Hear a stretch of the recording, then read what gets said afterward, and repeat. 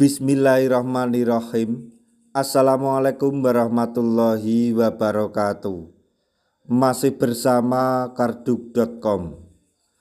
Pada video kali ini kami akan menyampaikan informasi penting untuk para tenaga honorer terkait dengan pengangkatan tenaga honorer menjadi ASN tahun anggaran 2024, yaitu lolos seleksi P3K tahap 1 tidak menjamin Anda bakal diangkat. Jangan sampai bernasib malang. Perhatikan maksudnya hal krusial berikut ini. Tapi sebelum kami lanjutkan, bagi rekan-rekan yang baru menemukan channel ini, tekan like dan subscribe-nya, dan juga tekan lonceng notifikasinya supaya nanti bisa mengetahui informasi terbaru terkait dengan seleksi P3K dan pengangkatan tenaga honorer menjadi ASN tahun 2024-2025.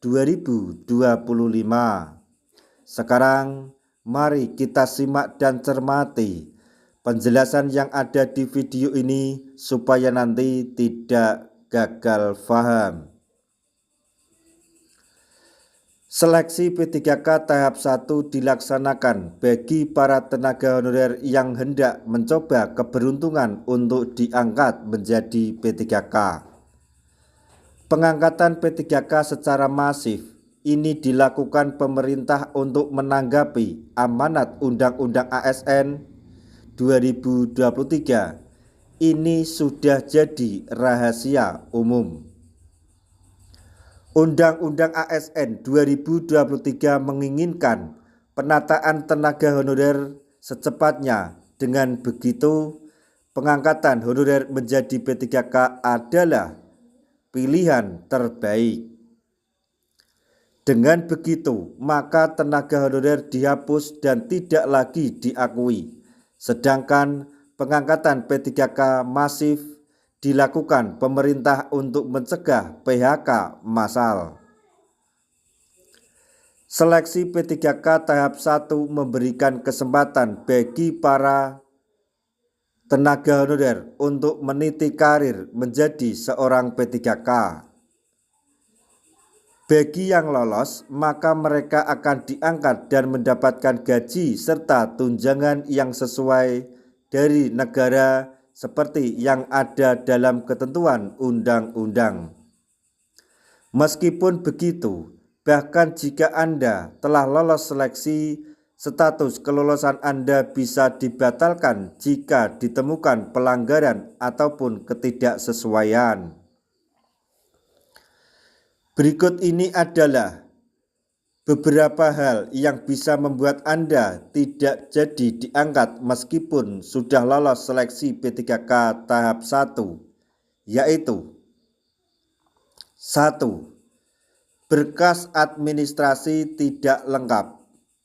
2. Tidak aktif bekerja sebagai tenaga honorer. 3. Mengundurkan diri. 4. Terlibat kejahatan pidana atau ini diatur lebih jauh dalam peraturan undang-undang. 5. Telah mendekati usia pensiun. 6. Terbukti sebagai tenaga honorer siluman. 7. Berubah status kewarganegaraan menjadi warga luar negeri. Demikian informasi yang dapat kami sampaikan. Informasi mengenai beragam hal yang bisa bikin seseorang tenaga honorer lolos seleksi P3K tahap 1 dibatalkan status kelulusannya. Semoga informasi ini dapat bermanfaat bagi rekan-rekan tenaga honorer semuanya. Di akhir video kami mengucapkan banyak terima kasih. Wassalamualaikum warahmatullahi wabarakatuh.